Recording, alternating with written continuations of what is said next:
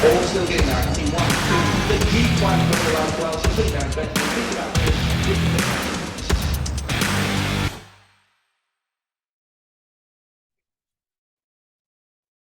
G'day punters, welcome back to our Saturday racing review show. Today we're going to be looking at the Toowoomba meeting from Saturday the 24th of September. Joining me as always is Tommy Henjak. Tom, how you going, mate? And how'd you go on Saturday? Morning, James. Yeah, we went all right on Saturday. Probably we didn't put out a whole lot of units, but what we put out, we got something back, so that was good. Yeah, we put out 4 units total across the meeting, got 5.4 back, so nice to get a result there, and we won a couple of units at the Gold Coast as well. So it was a good day all around. Nice to have a win on a Saturday. But yeah, I'm going to start calling it Tom Woomba. Seems like your favourite place to bet as of late, Tom. How'd you find the track played on Wheatwood Day? Yeah, so usually when the rail's in the true there, the inside was it's a little bit compromised. But yeah, there on Saturday, I thought okay early, but as the day progressed, it was just evident that you had to be getting off the fence as it started to chop out. Okay, well, we're going to just dive into a review of race 5.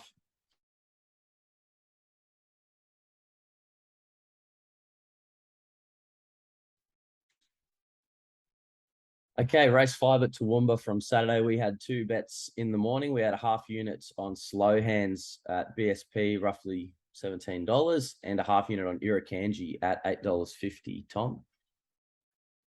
Yeah, this was a race I was really keen to kind of bet into because kind of looking at the market since the Wednesday when they opened, Gold Deal was your favorite around the 260, 270 mark.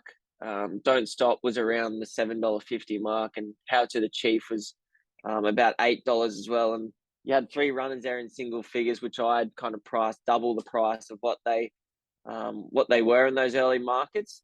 But the difficult thing was trying to land on a few bets of who to back to actually beat them. Gold Deal and Don't Stop, as you can see, they settle up there on speed. There was always going to be good tempo on the race, so I thought they always kind of mapped tricky. Like Gold Deal was possibly the lay of the day for mine. I thought the win at Doomben was on a wet track with the low weight and the soft tempo, and I know it came back to the home track and it's a horse that's in form, but the 250 was short enough given the map.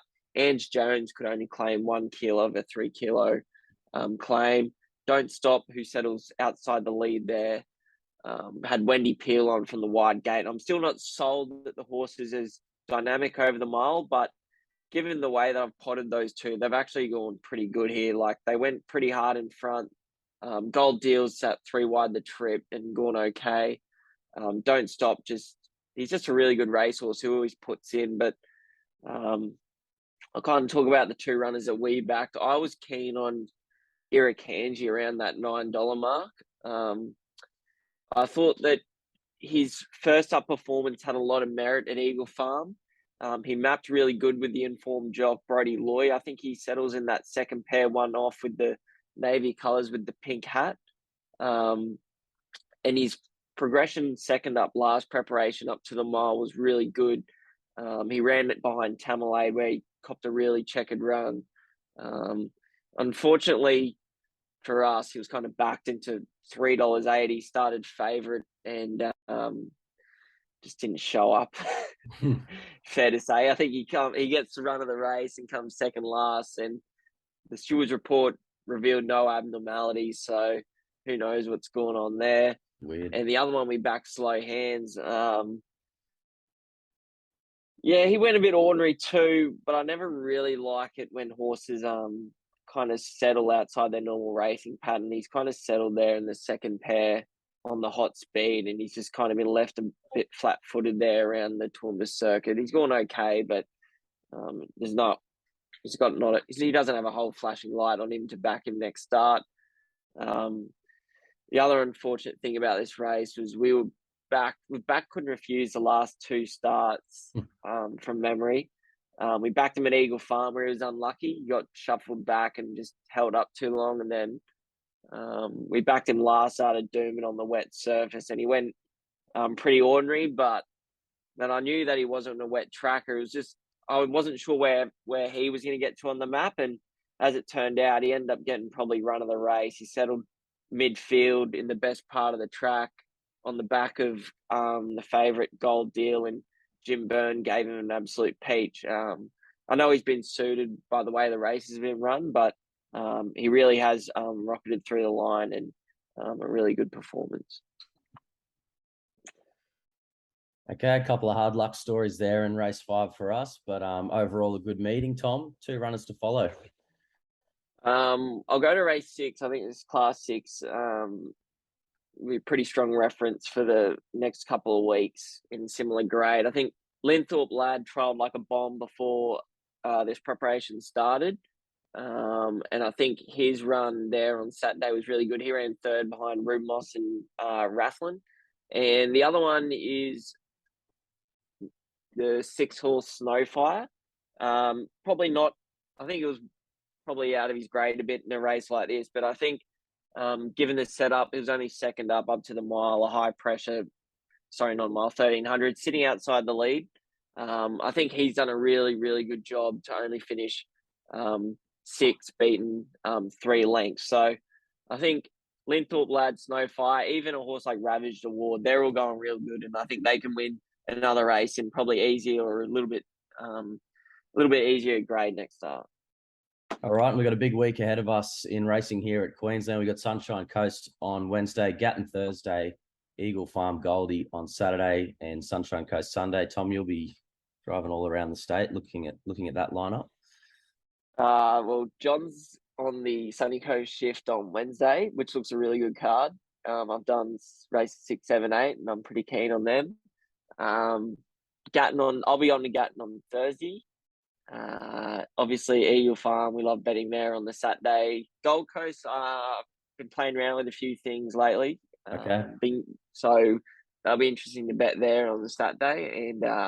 And Sunday I'll be up at the Sunny Coast on the big grand final day. I think John's got a long lunch. Okay, outstanding. And yeah, Johnny's on the Little Birdie stream, as we've seen all over socials. He's up against Mark Lambourne, Anthony Don, and Johnny Walter in that little tournament there. I think there's a trip to Augusta or something. The golf. I don't know if golf's John's go, but I know punting is. I'd love to see him open up the shoulders. Maybe if Don skips out to a lead, I want to see John throwing some grenades. How do you think he's going to go? Yeah, it's going to be interesting. Don's video, he gave kind of both of us a little bit of a drive-by in his preview, thinking that I was a bit of an anchor on the team. But look, if Donnie doesn't get some of these early prices, he could be in a whole lot of trouble, because I know that's how he likes to bet, kind of set and forget.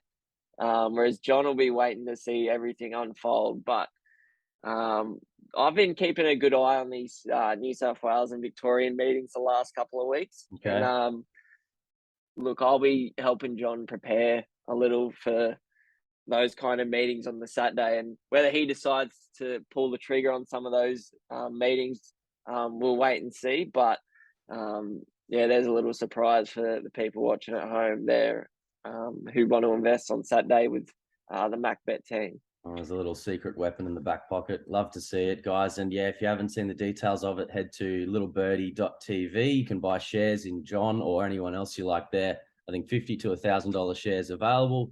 If you've been interested in getting our stuff at some point, it's a good way to do it. You can just let John take the wheel.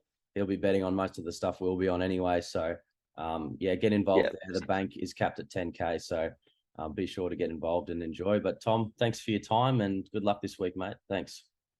Sweet. Thanks, James.